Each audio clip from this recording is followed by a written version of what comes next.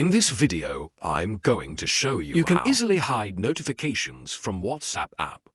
Be sure to watch the video to the very end so you don't make any mistakes. And of course, do not forget to like this video and subscribe to my channel. Thanks guys. So, let's get started. And basically, we can hide WhatsApp notifications using WhatsApp settings. And also we can do the same using our device settings.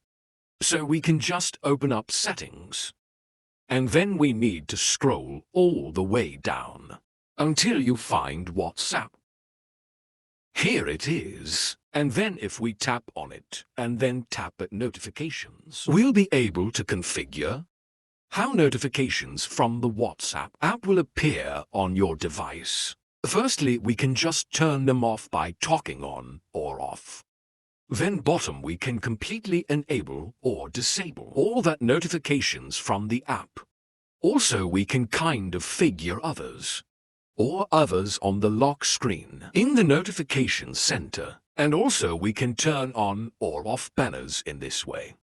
We can turn them on or off in the way we would like to get notifications from the app.